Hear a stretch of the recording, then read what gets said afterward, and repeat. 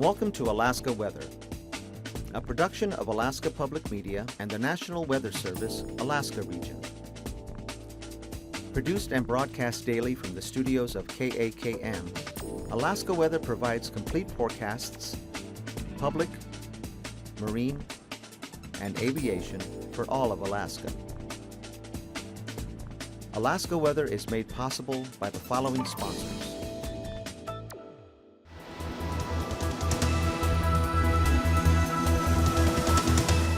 The National Weather Service.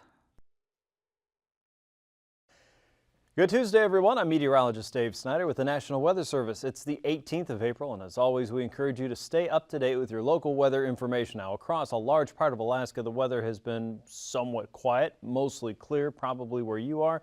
And if it's not mostly clear and mostly quiet, you either have a little bit of wind or you perhaps have a strong southerly or northerly breeze, and that pretty much wraps up all of Alaska weather, but we're going to make it look a lot more interesting over the next half hour for you.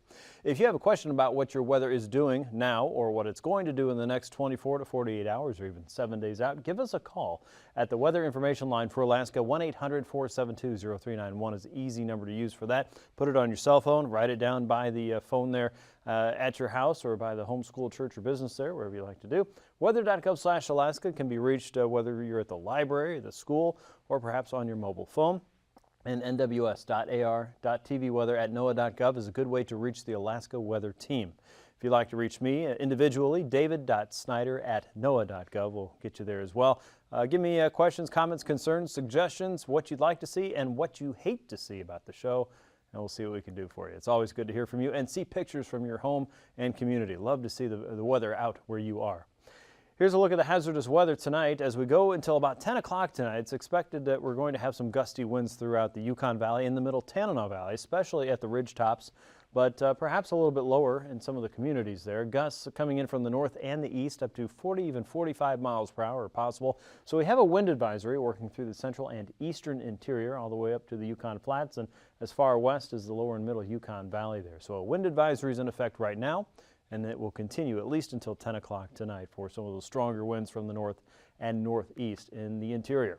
As we look at the satellite picture, you can see the clouds just vanishing from the view here across the interior and parts of southeast. That's that cold air that is being sensed by the satellite and instead drawing in clouds where we know it's been fairly clear overnight. A few clouds in the morning, a little bit of fog here and there for some. But by and large, the interior, south central, and a large part of western Alaska has been pretty clear for quite a while. As you look out across southeast, that is not the case. There have been a few splats of rain across central and southern southeast, not a whole lot there, and we've had a little bit of rain across the Alaska Peninsula and areas out west today. Other than that, some low clouds across the Bering Strait region and the northern Bering Sea, and some areas of freezing fog up across the north and the north slope. But by and large, high pressure is in charge, and you can see even with a northerly flow coming into the north and eastern interior, things have been pretty quiet there. We do have a few waves of low pressure trying to work their way in across the western and central chain. And for the western Bering Sea, that's going to keep things stirred up from time to time. But for most areas, it is a pretty quiet forecast. We have kind of a leftover circulation here. If you look carefully, you can kind of see that spin in the clouds. Watch again as we put the loop in motion, and you can see that rotation there and that ball of clouds. That's a leftover area of low pressure. But you can also see how stable the atmosphere is. Now, this would be an area of instability or unstable weather. But here is a sign of very stable weather. These lines here are either ship or plane tracks, probably ship tracks, moving through the low clouds and the colder air there across the North Pacific. So always interesting to see what's going on with the satellite picture. And if we put the surface fronts on top of that, you can get a better idea of what's going on. Here's our high pressure centers, at least two of them that are in view. There's a much larger center off our screen here up to the north that's helping to control that stronger and blustery north and easterly flow across the interior. You can see those lines of constant pressure being squeezed a little bit more here, and because of that, air is rushing out toward the west coast and through perhaps your backyard and home. Low pressure across the eastern Gulf at 996 millibars has pushed just enough moisture up into southern parts of southeast today, but enough to make it fairly warm. Temps are in the 40s and 50s today for southeast, and Sitka and Seward were both some of our warmest spots in the state. Meanwhile, Point Lay was a little bit more on the colder side today, the coldest temperature in the state. Here's a look at how it looks tonight. Another cool night for the northwest coast around the Chukchi Sea. Areas around southeast also looking at some a little more cloud cover and perhaps some broader areas of rain or just showers working their way northward, probably up to Sitka and through the Dixon entrance.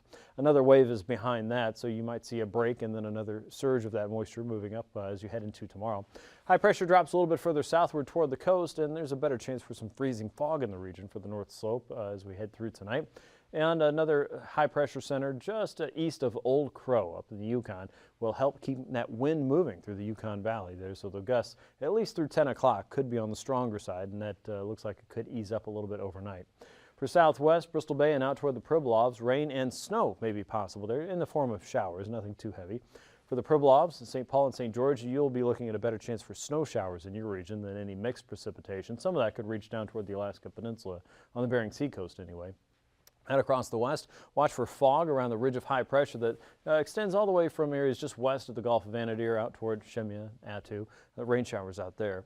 As we get into Wednesday, low pressure will try and cut in a little bit on the ridge of high pressure that controls the rest of the state. Here you see it around south central at 1,011 millibars, so really nothing too strong, but just strong enough to make a dent in that control area across most of Alaska. That's also helping to move moisture northward, drawing that a little bit further north through southeast. And remember that second wave, well, that's filling in a little bit more now across the central and southern parts of the Panhandle. Across most of the Gulf, Kodiak Island, things look pretty clear for you. Out across the Alaska Peninsula, some periods of rain showers, maybe a few snow showers around the Pribilofs. And remember, low pressure is trying to work with what moisture it has left, but it doesn't have a lot of support in the upstairs part of the atmosphere. And without that, it can't do a whole lot. It's not going to be a gangbuster storm or an organized storm system in any way. So instead, it's just going to kind of slosh some leftover clouds up across southwestern Alaska, and that should be about all you see. A partly sunny to maybe occasionally mostly cloudy day, especially in the afternoon. The winds will be back again in the afternoon. We'll see how strong they are. If they rate a wind advisory, you'll see that on your weather radio or perhaps on your phone if you've got that tied into weather alerts in some way.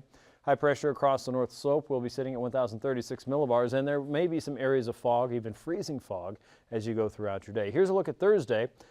Not a lot of change, right? High pressure still in charge of the north slope. The winds seem to ease up just a little bit. That low pressure wave across southwest is kind of there, but really mostly gone. There's a few snow showers perhaps around the Pribilofs. Rain and snow showers maybe around the Dutch Harbor and Unalaska region out toward Nikolsky. And then you see a little bit of a change out here across the west. 978 millibars just across the North Pacific and trying to work its way into the western chain. That was a little bit stronger, and that means stronger southerly winds are going to develop, first from the east and northeast, and then eventually a stronger southerly flow working up across the western chain. But even that seems to be working its way west and northwest, and not much of a consequence to most in Alaska. High pressure is trying to strengthen across British Columbia and the southern sections of Yukon. In the meantime, we still have a wave of low pressure traveling up the eastern Gulf, really surrounding a much larger low here across the North Pacific, and that could keep some showers across southeast.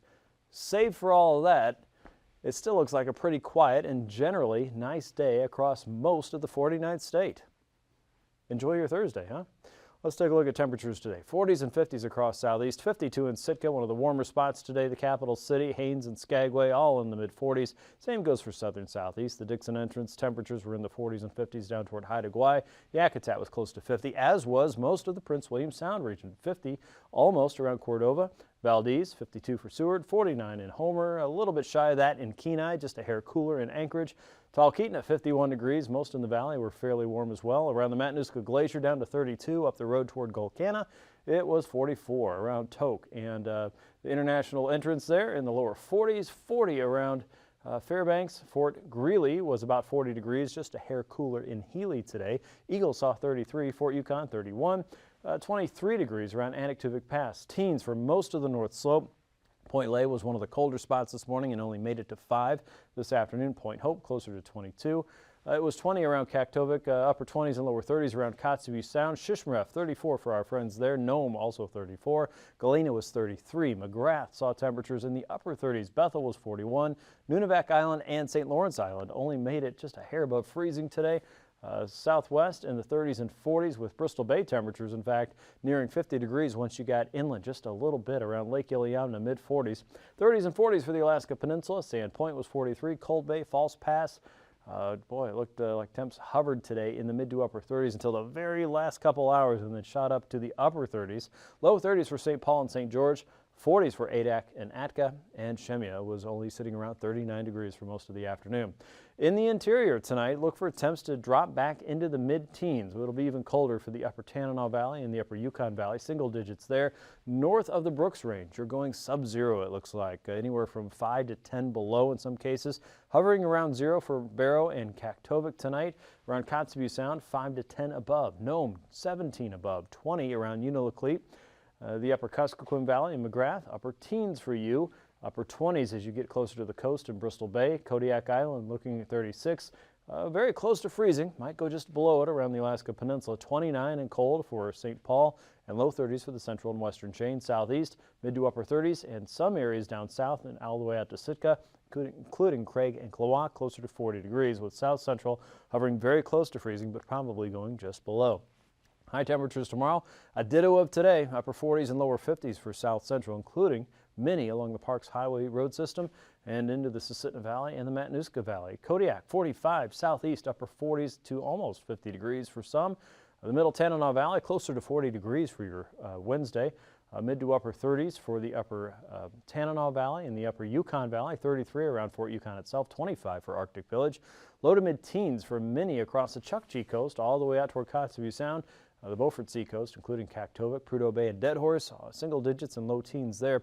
Kotzebue Sound temperatures will be back in the mid-20s. Around Nome, expect 35, 38 for Unalakleet, 40s for McGrath.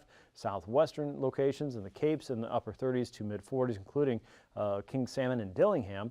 Upper 30s to lower 40s for the Alaska Peninsula. Cold Bay, you're looking at temps closer to 42, 39 around Unalaska and Dutch Harbor, 32 for the Pribilofs, and lower 40s for the Adak and Atka region, as well as Attu. So that's the way things look tomorrow temperature-wise. Flying weather, well, without a whole lot of really active weather going on in the interior, you would expect good visibility, and there you have it. VFR in the morning for most. You'll see some MVFR across the southern parts of the Panhandle, around the Pribilofs and just south of St. Matthew. And IFR is sneaking into the west, but oh, look what happens. Conditions kind of smooth out a little bit for the afternoon. MVFR for the central and western chain, Unalaska and Dutch Harbor, and for the extreme southern tip of the Alaska Peninsula, you'll also see some pockets of MVFR across the Copper River Basin, or the valley, I should say, and east of the Barren Islands, as well as central and southern parts of southeast. But right now, IFR is not on the chart in any significant fashion. Let's check the past conditions just in case, because why? Because we have them and they're lined up and we're going to show you. So VFR, you can do this with me, Anaktuvik and Adigan Pass, all the way through Lake Clark and Merrill Pass. For Rainy Pass, for Windy Pass, VFR conditions prevail. For Isabel Pass, VFR, say it with me, Mentasta Pass, VFR, Tanita Pass, VFR conditions. We're looking good here in Portage Pass, VFR there. And for Chilkoot and White Pass, everything looks A-OK.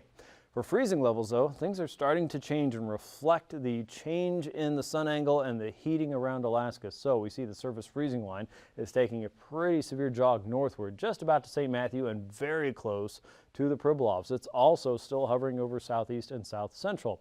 The warm air across the eastern Gulf is spreading out a little bit, so it's not an intense warm-up anymore across southeast, but freezing levels hover very close to the capital city, around 2,000 feet, and way out across the western Bering, also at or above 2,000 feet there. Icing potential is somewhat minimal. However, you can see some areas to keep watch on for the southern parts of southeast above 5,000 feet.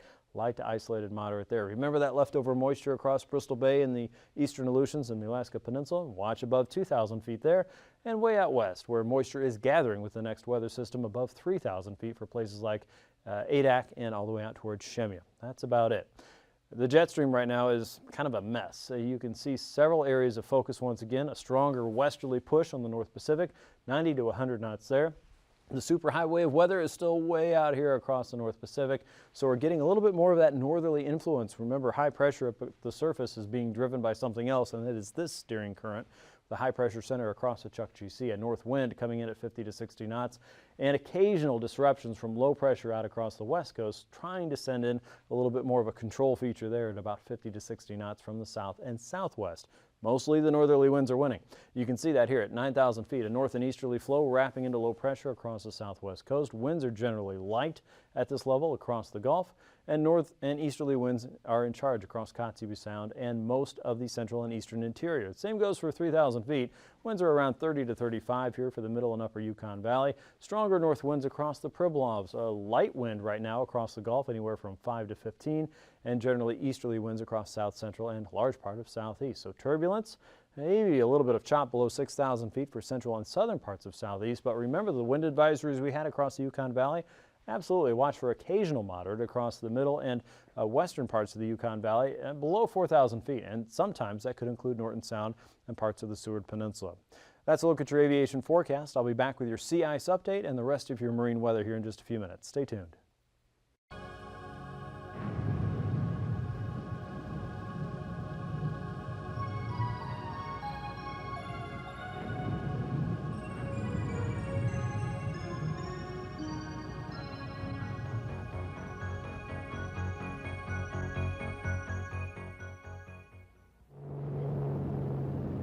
A flood mitigation plan can help communities identify measures that can be taken to reduce damage to property and risk to life caused by flooding.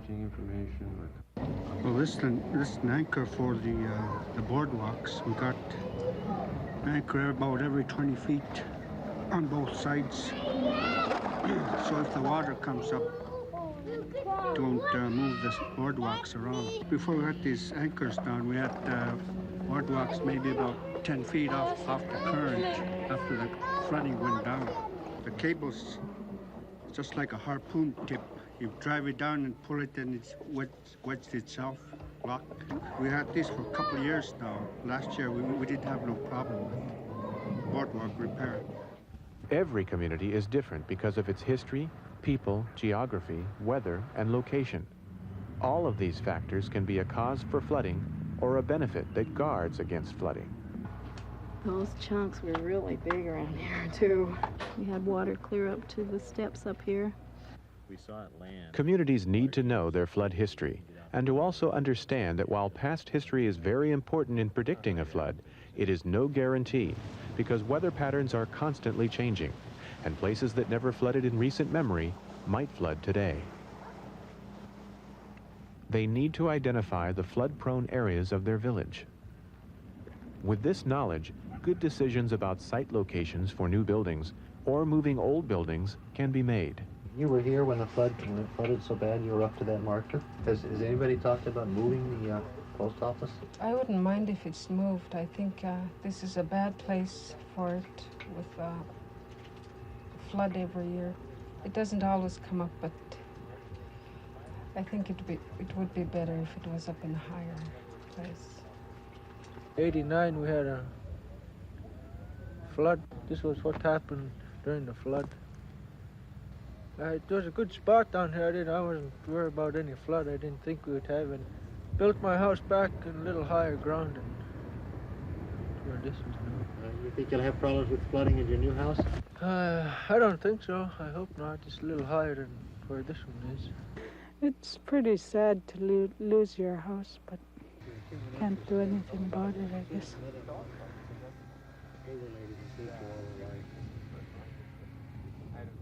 But not all buildings can be moved to safe ground.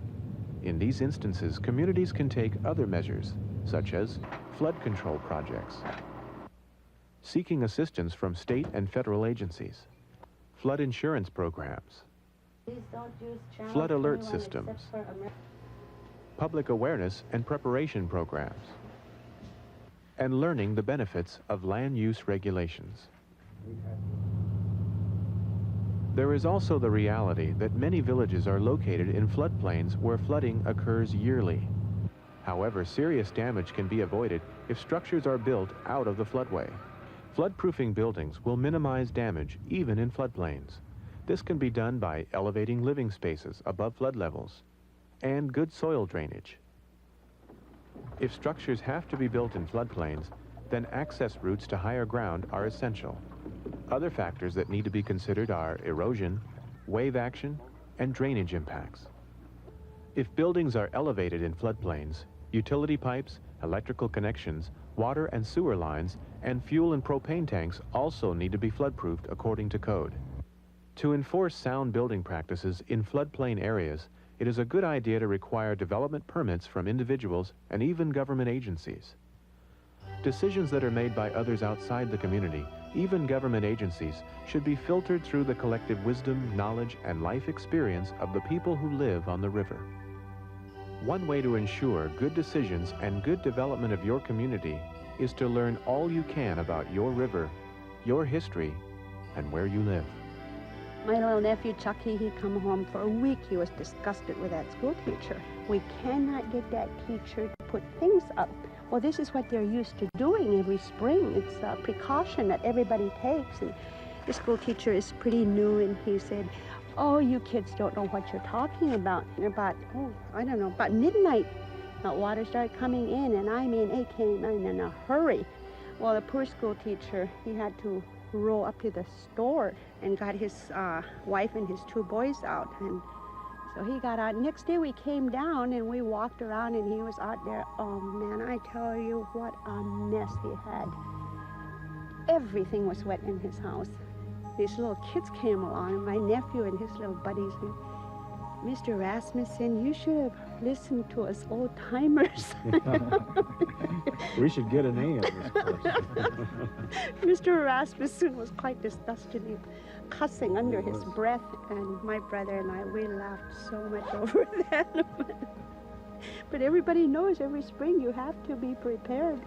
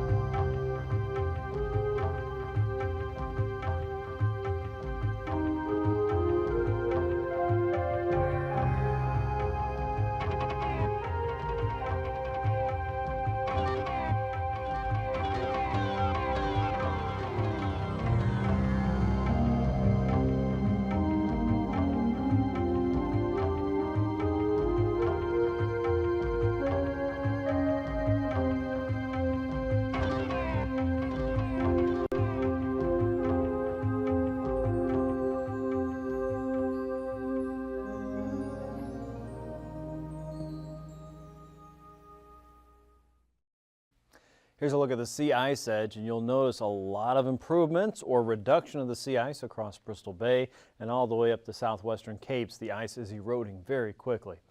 Across the Pribilofs, the ice has retreated now and moved well north and is approaching the Nunivak Island region with several polynyas there and many areas that are just looking at strips on either side and into Eatolen Strait. Around St. Matthew, there's still plenty of ice up around St. Lawrence Island.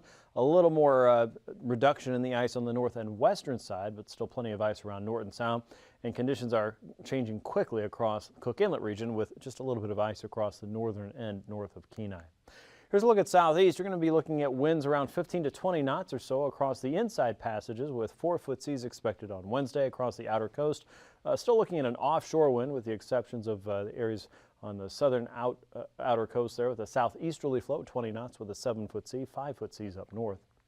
For Thursday, northerlies continue down the northern Lynn Canal all the way through Stevens Passage, 15 to 25 with 3 to 5-foot seas there. Southeasterlies opposing that with a 4-foot sea on a 20-knot wind. Southerlies develop across the outer coast as we head into Thursday, 15 to 20 knots with a 5 to 6-foot sea.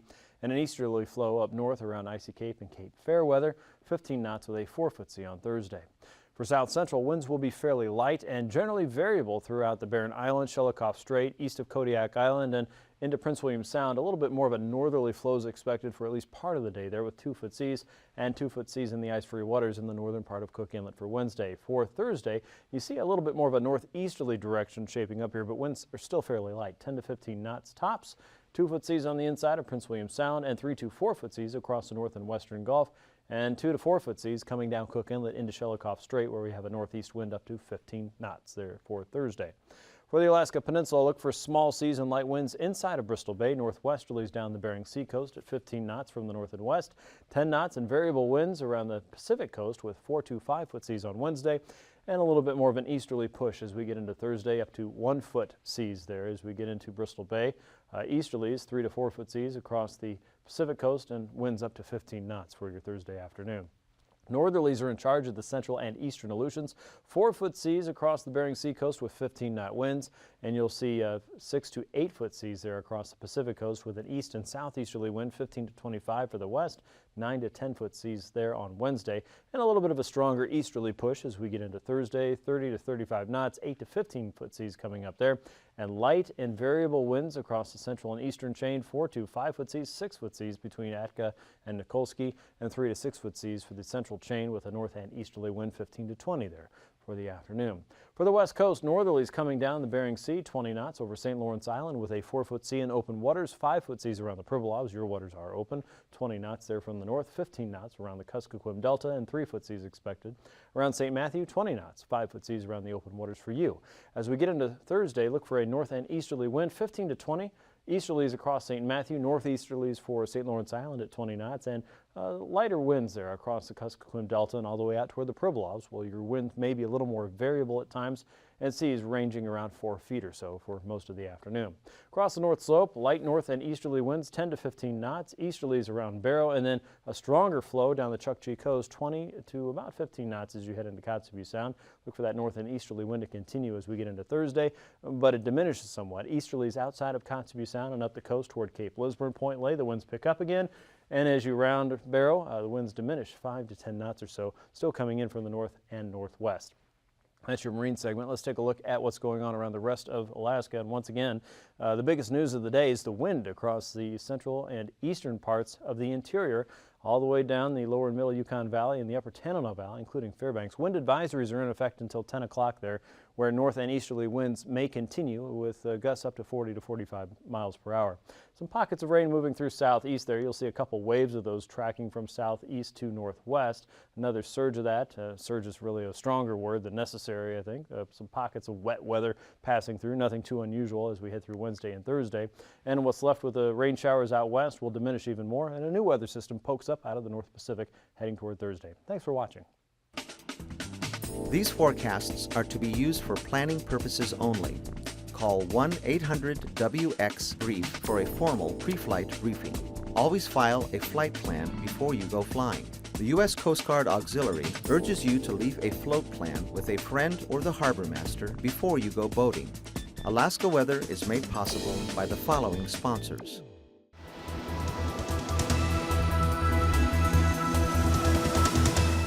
The National Weather Service.